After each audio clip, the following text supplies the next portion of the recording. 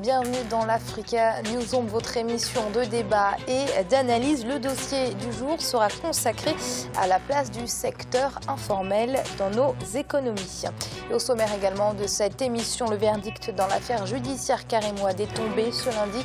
Il écope de 6 ans de prison ferme. Et sans surprise, Alassane Ouattara, le président ivoirien candidat à sa propre succession pour la prochaine élection présidentielle.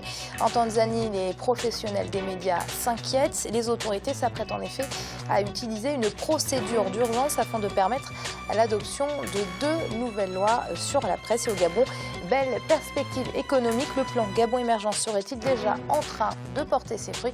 Élément de réponse dans cette émission. Et justement, ils sont avec nous tout au long de cette émission pour en parler. Nos éditorialistes Jean-Marie Bitomo. Jean-Marie, bienvenue. Bonsoir Amira, bonsoir à nos téléspectateurs. Samuel Gembok. Samuel, merci d'être avec nous. Merci Amira, bonsoir. Et Alfred Chango. Alfred, bienvenue. Merci Amira, c'est toujours un bonheur renouvelé d'être avec vous sur ce plateau et puis à mes très chères téléspectatrices aussi. Et tout de suite, c'est l'info du jour.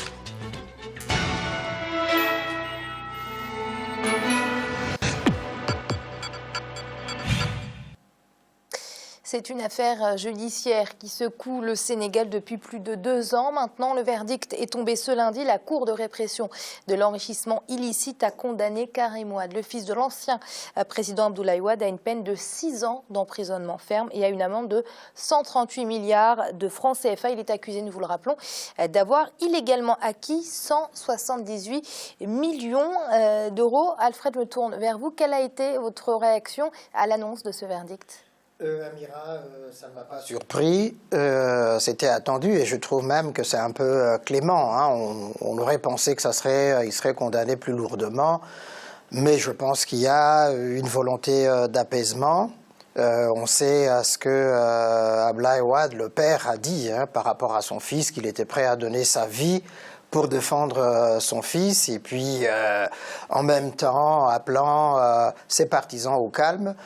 Il souffle sur les braises, le chaud et le froid en même temps, mais ça n'est pas encore terminé. On n'est qu'à la première phase de la procédure judiciaire. Je pense qu'il compte faire appel, donc on verra la suite, ce que ça va donner. Et puis, dernière chose, en le choisissant comme le candidat du PDS, Parti démocratique du Sénégal, il y avait là comme une manœuvre pour essayer de faire un peu pression sur la justice, mais ça rappelle un peu ce qui se passe en Côte d'Ivoire.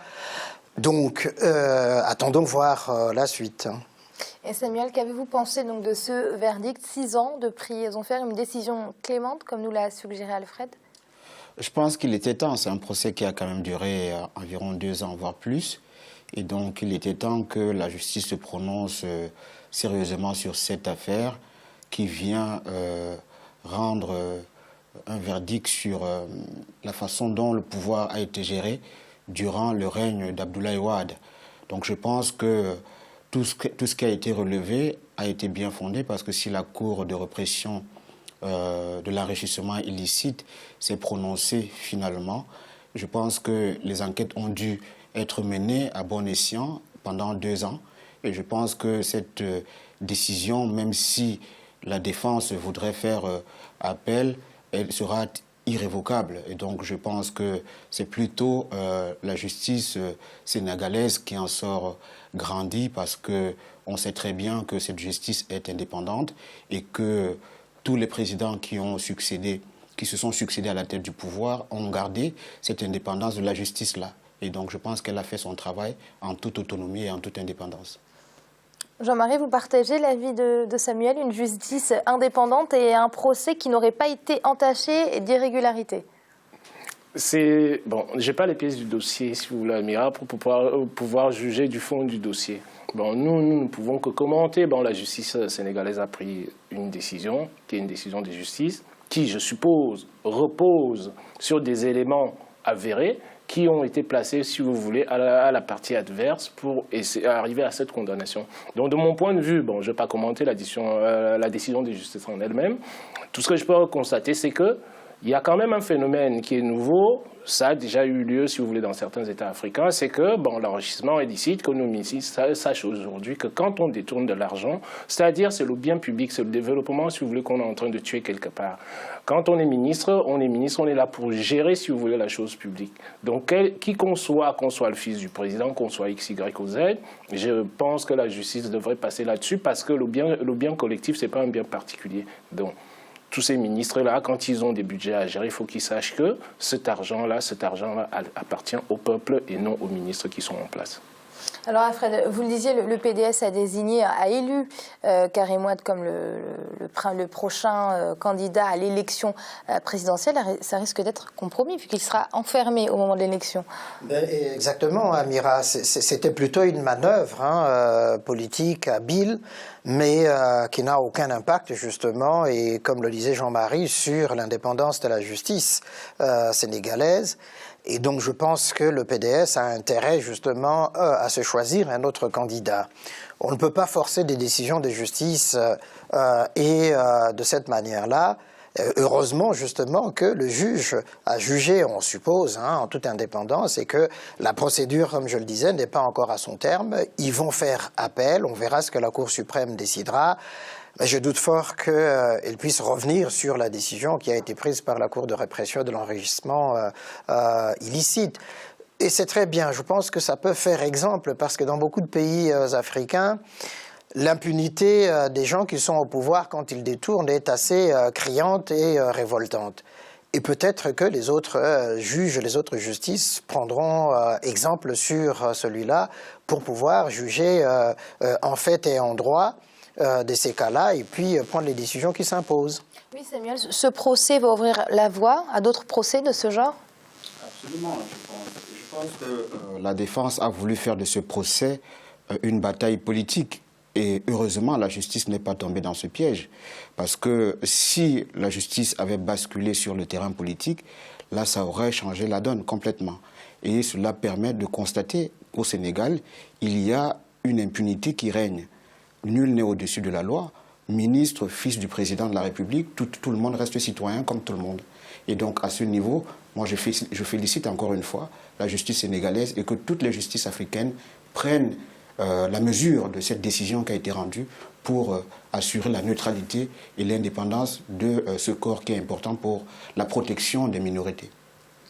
Et en Côte d'Ivoire, le RDR, le Rassemblement des Républicains, vient de tenir son 3e congrès extraordinaire au Parc des Sports de Treichville. Le président sortant, Alassane Ouattara, a été sans surprise désigné pour être le candidat du parti à l'élection présidentielle d'octobre 2015. Reportage de notre correspondant en Côte d'Ivoire, Olivier Conan. C'est désormais officiel. Le RDR, Rassemblement des Républicains, a désigné Alassane Ouattara comme candidat du parti à l'élection présidentielle d'octobre 2015. Toutes les structures du RDR ont entériné le choix du président sortant à la magistrature suprême. Pour les militants et les responsables du RDR, à la lumière de son bilan, Alassane Ouattara est l'homme de la situation. Au niveau du RDR, comme au niveau de tous les partis oppositistes, il y a l'unanimité aujourd'hui autour de sa personne pour les nombreux actes posés et surtout pour avoir permis à la Côte d'Ivoire de sortir de l'abîme pour aujourd'hui entamer l'étape de l'émergence. Après ce 3e congrès extraordinaire, les militants sont satisfaits. Le parti va se mettre en ordre de bataille pour faire réélire le président Ouattara. Toujours galvaniser les militants, aller à la base pour expliquer le bien fondé de la candidature du président Ouattara, sensibiliser pour que tout le monde monte dans le train de candidat Alassane Ouattara. Le président Alassane Ouattara vient de remplir une formalité importante dans sa volonté de briguer un second mandat à la tête du pays. Avec le soutien de ses partisans et de ses alliés, il va bientôt entrer en campagne. Ce sera après la convention d'investiture conjointe des partis membres du Rassemblement des oufouettistes pour la démocratie et la paix. Alors les partisans, Samuel, les partisans d'Alassane Ouattara parlent d'un bilan positif qui rend totalement légitime sa candidature. Qu'en pensez-vous ? Je pense qu'il fallait s'y attendre. Je suis de ceux-là qui partagent cet avis Je pense que le président Alassane Ouattara a révolutionné la gestion et le leadership politique, que ce soit en Côte d'Ivoire ou en Afrique. C'est un président que j'apprécie particulièrement par sa capacité à maîtriser les dossiers techniques de son pays. Il a révolutionné le secteur économique. Les indicateurs macroéconomiques sont là pour le confirmer. Il a amélioré l'environnement des affaires. La Côte d'Ivoire est aujourd'hui une des principales destinations africaines en matière d'investissement direct étranger. Il a également assaini la fonction publique depuis sa prise du pouvoir en essayant de nettoyer le fichier des fonctionnaires qui connaissaient beaucoup de fonctionnaires fictifs. Et ce travail s'inscrit dans la dynamique de ce qui avait été entamé en Côte d'Ivoire. La Côte d'Ivoire a été une des locomotives en Afrique de l'Ouest. Et grâce au président Ouattara, je pense que cette dynamique-là a été relancée. Et s'il est candidat, c'est parce qu'il est content, il est comptable de son bilan, et je pense qu'il saura mieux le défendre pour les prochaines élections présidentielles. Parce que Jean-Marie, du côté économique, le bilan est positif, c'est incontestable. C'est ce que j'allais dire, c'est-à-dire le bilan du président Ouattara est à avoir deux lectures. Vous avez une lecture économique et vous avez une lecture politique. Bon, économiquement, c'est incontestable. Là-dessus, je peux suivre tout ce que Samuel vient d'exposer. Donc, ça voudrait dire quoi? Au niveau économique, la Côte d'Ivoire est devenue une destination attractive en ce qui concerne les investissements directs étrangers sur l'Afrique subsaharienne. Par contre, maintenant, au niveau politique, on en a parlé sur ce plateau par rapport au procès qui a eu lieu concernant, comment dirais-je, Madame Gbagbo. Je mettrais quand même un bémol là-dessus, c'est que j'apprécie la position de la Côte d'Ivoire, tout simplement. Pourquoi? Parce que la Côte d'Ivoire a refusé quand même quelque part de livrer Madame Gbagbo à la CPI, chose qui était réclamée. Donc la Côte d'Ivoire a essayé de faire comprendre que nous sommes, comment dirais-je, un pays souverain. Nous sommes capables de pouvoir juger nos citoyens, nos concitoyens, en fonction de ce qui leur reprochait, que ce soit au niveau intérieur ou que ce soit sur le plan international. Donc à ce niveau-là, le bilan globalement, on peut le taxer de positif dans la mesure où économiquement la Côte d'Ivoire avance, et nous avons tous besoin, si vous voulez, de cette croissance économique-là pour que les populations africaines puissent vivre décemment, puissent avoir un pouvoir d'achat qui permette, comment dirais-je, aux Ivoiriens de pouvoir avancer. Donc tout ce qui est stratégie d'investissement en Côte d'Ivoire, ce sont des stratégies qui ont été menées de manière très très fine, que ce soit dans le domaine de l'agriculture, on en a parlé sur ce plateau, dans le domaine de l'extraction de l'industrie minière, ça ne viendra que ajouter une plus-value complémentaire par rapport à la croissance ivoirienne d'aujourd'hui. Donc, globalement, de mon point de vue, je dirais, en dehors du petit bémol que j'ai mis concernant les procès politiques, je dirais que, à ce point de vue-là, c'est un bon bilan. Alors, Alfred, on a deux avis qui ne diffèrent pas. Un bilan économique donc positif, comme on l'a dit, c'est incontestable. Mais au niveau de la réconciliation nationale, qui devait être le chantier prioritaire d'Alassane Ouattara, les résultats ne sont pas forcément visibles. Amira, je ne vais pas doucher l'enthousiasme de mes co-éditorialistes, ni des partisans de Alassane Dramane Ouattara.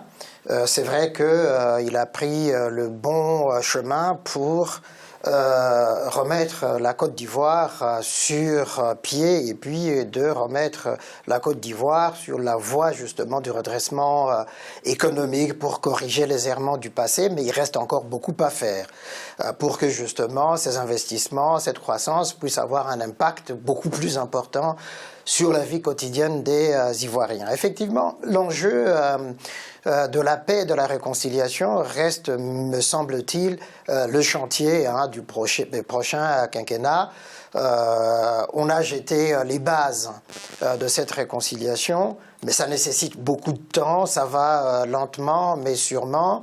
Il y a des faux pas, il y a des efforts qui sont faits justement pour corriger ces faux pas. Je pense effectivement ça reste le gros vraiment chantier pour les 5 ans à venir pour le futur président de la Côte d'Ivoire. Alors Samuel, vous n'avez pas dit un mot sur le processus de réconciliation nationale et justement du bilan en ce sens du président Alassane Ouattara. Oui, moi je pense que même sur le plan politique, il y a des avancées formidables. Il ne faut pas oublier que la Côte d'Ivoire sort en 2011 d'une décennie de crise où l'État était complètement effondré. Vous pensez qu'aujourd'hui les Ivoiriens sont unis? Je pense que les Ivoiriens ne sont pas encore totalement unis, mais beaucoup a été fait en 3 ans. On ne peut pas régler en 3 ans ou au cours d'un mandat tous les problèmes qui ont été engrangés tout au long d'une décennie. Sur ce point, principalement, je pense qu'il a beaucoup fait. Il a entamé le processus de réconciliation avec tout ce que cela comporte comme complexité, difficulté à ramener le bourreau et la victime. On sait très bien les défis psychologiques que cela impose. Donc c'est un processus qui est complexe et qui mérite beaucoup de temps pour arriver à son terme. Donc quand on a parlé de justice des vainqueurs, vous n'êtes pas du tout de ce côté-là?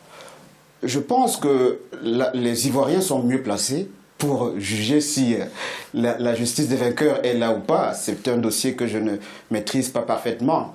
Et sur ce point, je pense que si